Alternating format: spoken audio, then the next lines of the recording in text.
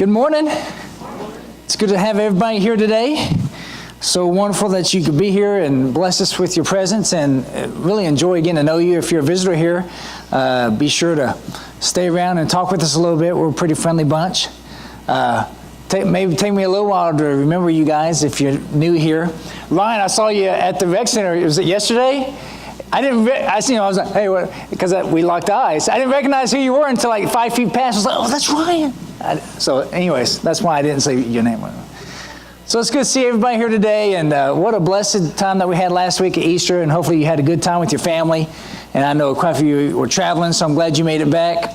So this last couple of weeks we've been reading Deuteronomy as we're reading through the Bible this year. So if you've gotten behind, just pick up with this next book. You can always pick up the reading programs in the back here, so you can catch up anytime you want. But it's just really a blessing to go through this. It's probably been, I was thinking about probably 6 years since last time I read through Deuteronomy. And I really love Deuteronomy. It's just such a great book. And there's so many good things there. So I want to focus on just a little bit. What I'm talking about this morning, I'm not getting everything. It's good to see you, Mark and Laura. Welcome back. I'm not getting everything that is in Deuteronomy. But I'm going to focus on a couple of big points here, and hopefully you enjoy that as well. And so the first aspect, Deuteronomy. Do you know what Deuteronomy means? It actually means something. It's not someone's last name or anything like that, but it means a copy of the law. And it's interesting because that's not the name that was in Hebrew. And some say it was maybe kind of like a mistranslation of a passage there in chapter 17, but it's a copy of the law. Because we got it in Leviticus, right? And then we have it again here in Deuteronomy, but it's got a special twist to it here. That's why we have it here again. There's a meaning and a reason why we have it here. Of course, this is the fifth book of the Pentateuch, the fifth book that Moses wrote from Genesis, Exodus, Leviticus, Numbers, Deuteronomy. And so this is the closing of his life. And so the Hebrew title is Ela Hedebarim, or simply Debarim, but most of it, usually they use the Ela Hedebarim, which is translated, these are the words. And that's the title of my lesson today, these are the words. Or if it's just Barim, then it's just words, all right? But these are the words. Why would they title it these are the words? Because this is a collection of the last speeches of Moses. These were collected during the last few months of Moses' life. At the very end of Deuteronomy, if you remember, he dies. That last chapter is about his death. And it's interesting, he talks about, it says there that he's the most humblest man that's ever walked on earth. And so some people say that last chapter was written by Joshua. Because I don't know if he would write that about himself. Moses is the most humblest man, you know. So a lot of people think that Joshua wrote that last chapter of Deuteronomy. It's interesting. So these are his last speeches to the people of his life. And he knew it.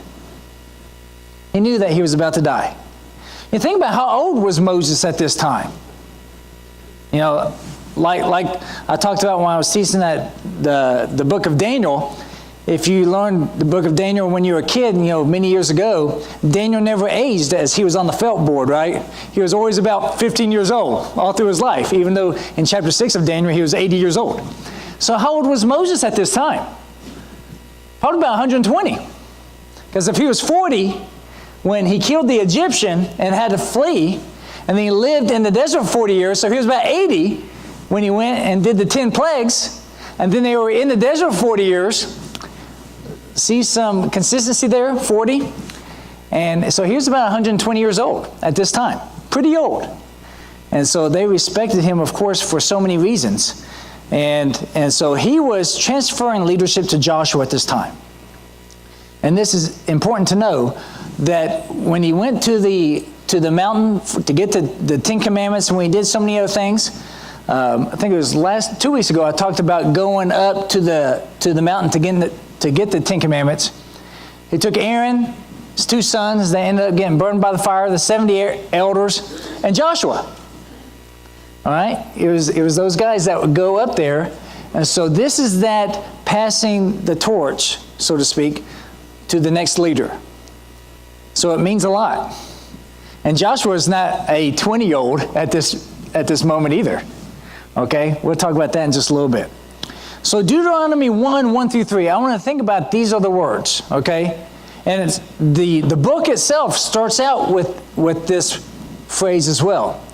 These are the words which Moses spoke to all Israel across the Jordan in the wilderness, in the Arabah opposite Suf, between Paran and Tophel and Laban, and Hazereth and Dishab.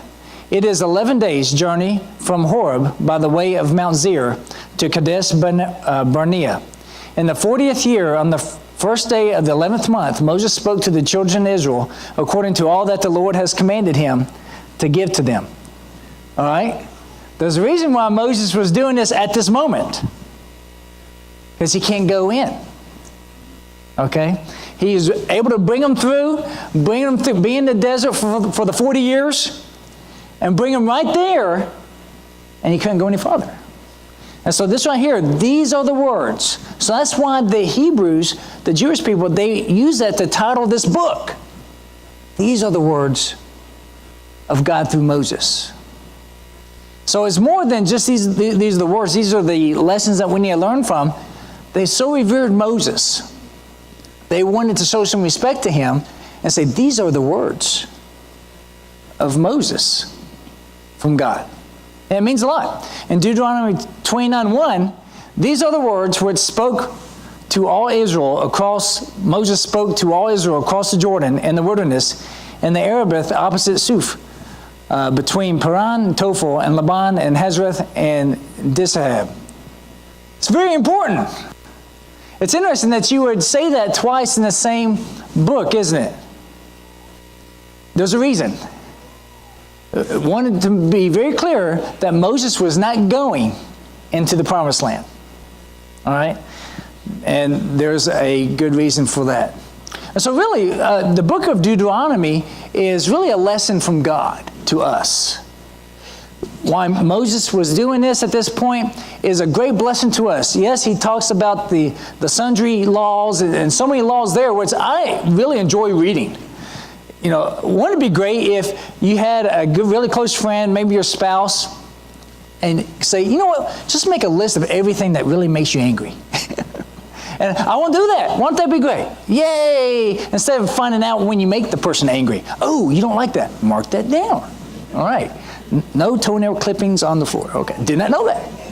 And so, but God, he says this here, gives us instruction and guidance. And that's a great blessing. So 3 simple steps here in Deuteronomy, and I'm going to use this further on. 1, learn from your disbelief. 2, follow my instruction. And 3, disobedience will not be tolerated. All right? This is part of the fill in the blank on the back of your order of worship. If you haven't seen that, or if you have the YouVersion app on your phone, it's on there as well with events with our church.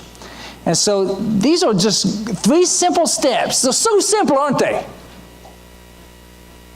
But doing them can be so hard.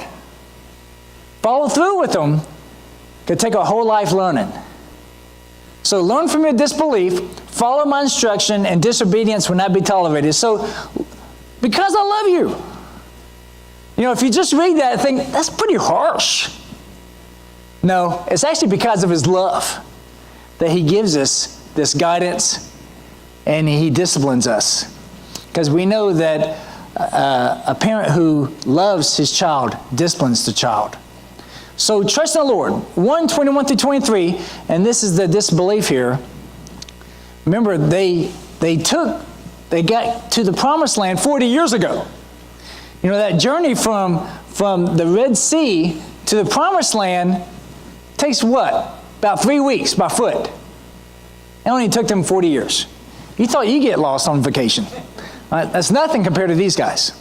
So see, the Lord your God has placed the land before you. Go up, take possession as the Lord, the God of your fathers, has spoken to you. Do not fear or be dismayed. Told you, don't be afraid, before you even went. Then all of you approached me and said, let us send men before us, that they may search out the land for us, and bring back to us word of the way by which we should go up, and the cities which we shall enter. The thing pleased me, and I took 12 of your men, one man for each tribe. Now you know how this ends. Send those 12 guys into the land of Canaan, and they came back in awe, right? They came back in awe. But what? They doubted God. You know, sing that song, 10 were bad, but 2 were good, right? 10 of the spies says, we can't do it. Look how big the people are. They're like a whole nation of wrestlers. We can't do it. So they doubted God. You know, they saw them, and they thought that they were being wise. They're too big. We can't do it. But what they were doing, they were doubting God. God took it very personal. They saw God deliver them from Egypt. At this time, these are the people, remember this 40 years ago, before they actually went in, they saw what God did. They were slaves, saw the 10 plagues on the Egyptians, and they were spared. They saw the pillar of fire and the pillar of cloud that would guide them day and night. They saw the Red Sea. And they doubted. They still doubted God. Wouldn't it be disheartening? You love your spouse and you do all these things for your spouse. You list of things. Candies, flowers, dinners, whatever it is. And then after 40 years, say, I love you. It's like, really? You love me? Are you kidding me? I'm really offended. You don't know that I love you. That's how God is here. They saw themselves as inferior, and that was a problem. They were looking at themselves compared to these giants in Canaan. I said, can't do it. I can't do it. God's like, I know you can't do it, but don't you know that I can do it? It's okay if you doubt yourself, but don't doubt me. I made you and them. I'm so irritated. You're going to have to wander for 40 years. So he says here, but for all this, you did not trust the Lord your God, who goes before you on your way, to seek out a place for you to encamp in fire by night and cloud by day, to show you the way which you should go. Then the Lord heard the sound of your words, and he was angry and took an oath, saying, not one of these men, this evil generation, shall see the good land which I swore to give your fathers. Now, remember, this is Deuteronomy. Moses is about 120. He's remembering, isn't he? He's remembering, you guys said, let's send up some people. That sounds good. We'll do that. And then you didn't believe God. You make it so hard on me. And so here the followers made it hard on the leader. Because of their disbelief, Moses was punished. Moses didn't leave him. Well, I believe I'm going. I'm going by myself, and I'll conquer Canaan. I think that would have been cool. And God could have done that for sure. But he had to suffer the same punishment. Now, Caleb and Joshua, they didn't have to suffer. So everybody, if you read farther on there in chapter 1, everybody, all the men there of that generation had to die in the wilderness. Except for Joshua and Caleb. Isn't that something?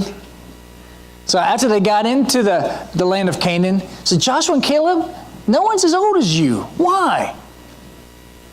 They all didn't believe. They all died in the wilderness. Their bones are there. Believe and have life. So Joshua and Caleb themselves were a symbol of believing God. And so Moses is remembering all this. Okay? So really, it's about God. This book of Deuteronomy is about God and how great and wonderful He is. And it's not about you. You know, it's, in a way, it's about His interaction with us. The most important thing is God, but of course, we're us. And our society nowadays wants us to focus a lot on us. You. What do you want? But we need to know that God is the great blesser. And Deuteronomy is a great story, is a great book to remind us that He is the most important being in the universe, not us. Our role is to obey. And if we do that, things will be so great. If we obey and follow God, our lives are wonderful. Not only long-term, but in the present as well. It's so good. Because God fights for you. And Joshua saw that. Deuteronomy 3:22, when Joshua was brought in to lead the army of God and defeat the people there, he told them, do not fear them, for the Lord your God, God is the one fighting for you. And they were victorious. And people might say, Joshua, you did great. That was God. That was God. Deuteronomy 7:17 through 19. If you should say in your heart, these nations are greater than I, how can I dispossess them? You shall not be afraid of them. You shall well remember what the Lord your God did to Pharaoh and to all Egypt, the great trials which your eyes saw, and the mighty signs and the wonders and the mighty hand and the outstretched arm by which the Lord your God brought you out. So shall the Lord your God do to all the people of whom you are afraid. Now, you're going to be tempted to think, well, that's nice God did that back then, but where's God now? Don't fall to that temptation. This same God that fought for the Israelites back then fights for you today. I'm going to say, how? Why? I don't see armies and battles. It's a spiritual battle going on all the time. Ephesians 5 talks about this. It's a spiritual battle that God is fighting for us. He won't allow any temptation come to you that you cannot overpower with Him. Because He fights for us. He fights with us, alongside of us, before us, behind us, all around us. He goes before us. And the temptation is, okay, I don't doubt God, but I just doubt that He's going to do this in me. That is doubting God. You may explain it to yourself in some way, but that's doubting God. Don't do that. God is on your side. Yes, He's on all the Christian side, but He's on your side. He'll help you be victorious in the battles that you have. So His request is, seek me. Seek me. Deuteronomy 4:28-29 says, there you will serve gods, the work of man's hands, wood and stone, which neither see, nor hear, nor eat, nor smell. But from there you will seek the Lord your God, and you will find Him if you search for Him with all your heart and soul. Because they're going into a land where people believe in strange gods, and gods that they sacrifice their children to. Sick, I know. In ways, people do that today. And 39 through 40, know therefore today, and take it to your heart, that the Lord, He is God in heaven above and on the earth below. There is no other. So you shall keep His statutes and His commandments, which I am giving you today, that it may go well with you and with your children after you. This is Moses reminding them, I'm an old man now, but I'm trying to tell you what I've learned. If you want to be well, if you want life to be well, go with God. Because if you don't go with God, then guess what? He won't go with you. It's that straightforward. So I want us to think about this idea. In whose eyes do you do right? Okay? Both options are explained here in Deuteronomy. In Deuteronomy 12:8, it says, you shall not do at all what we are doing here today, the people there, every man doing whatever is right in his own eyes. And I tell you what, we had this going on today. You ask someone, why are you doing that? Well, it seems right. It's right to me. It's like, do you believe in God? I believe in myself. That's what this is right here. People believe in themselves, make themselves their own God. They do what's right by what they decide because they're God. Okay, if you want to do what's right in your own eyes, then I'm not your God. I'm not yours. And that's the biggest punishment. Okay? And then, in 12:28, be careful to listen to all these words which I commanded you, so that it may be well with you and your sons after you forever. For you will be doing what is good and right in the sight of the Lord your God. Notice, these two things can be different.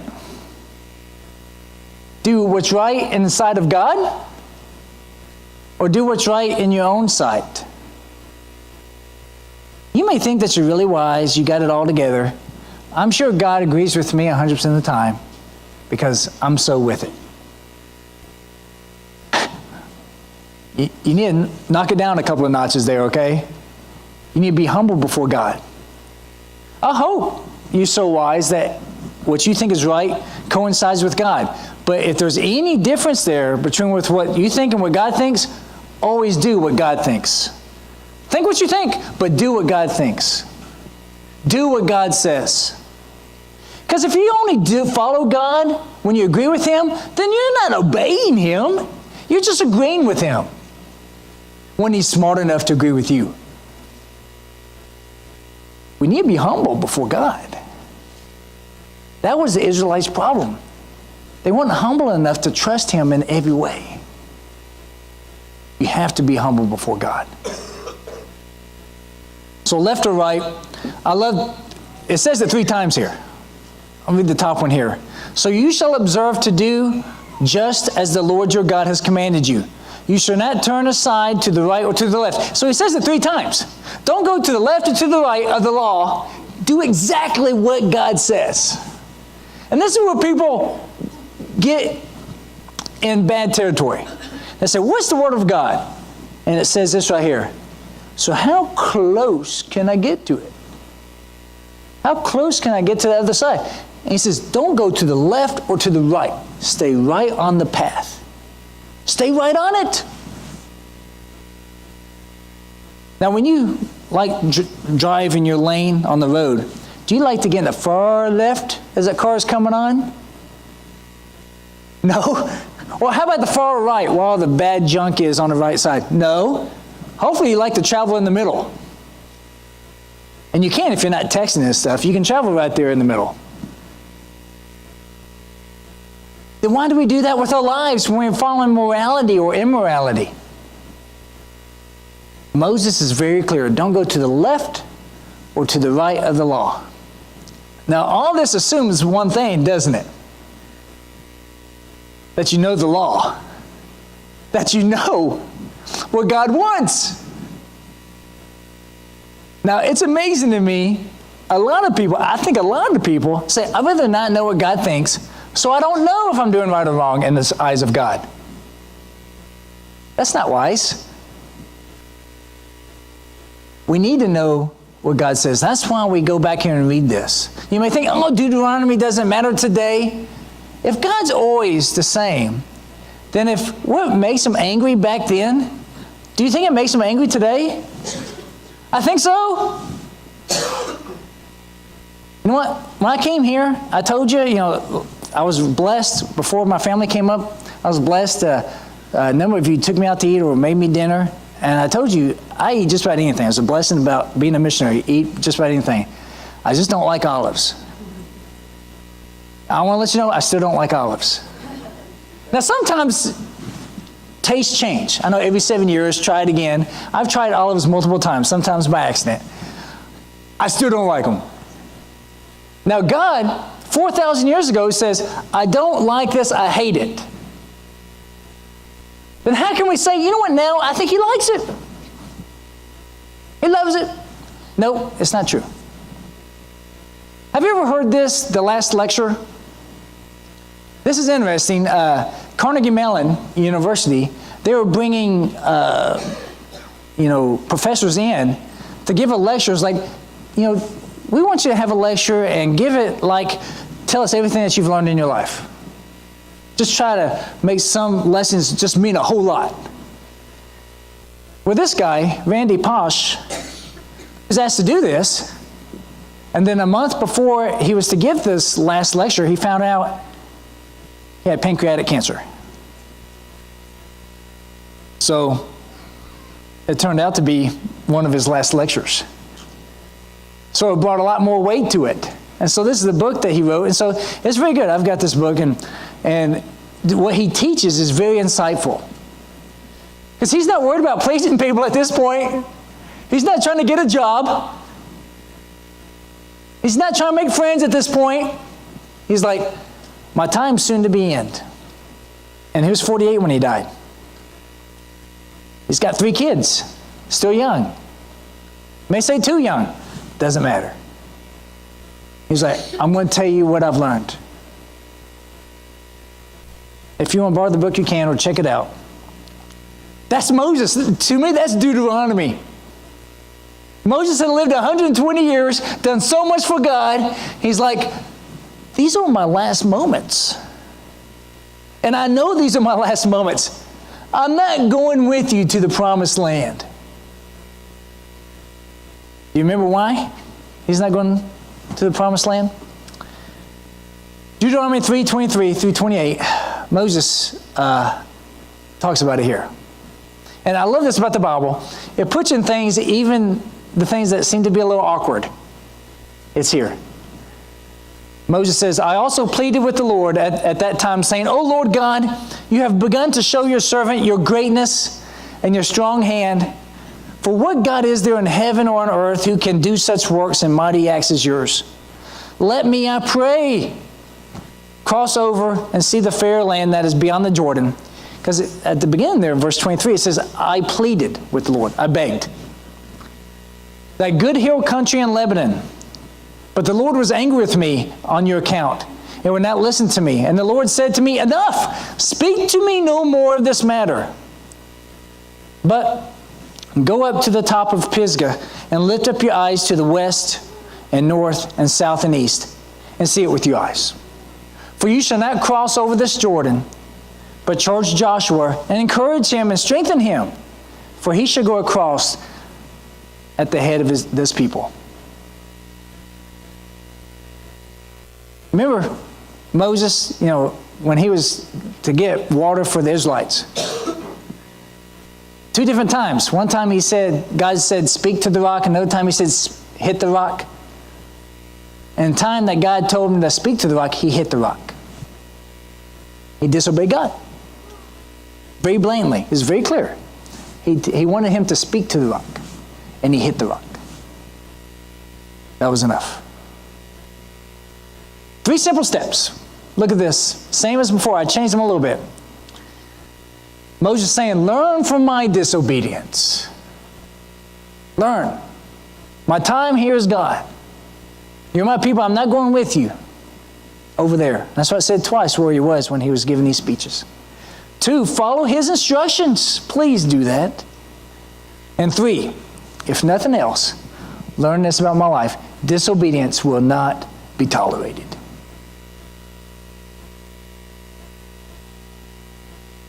Are you closer to God than Moses? I was preparing this lesson, I was thinking, who was closer to God than Moses? Jesus? Maybe Adam? David?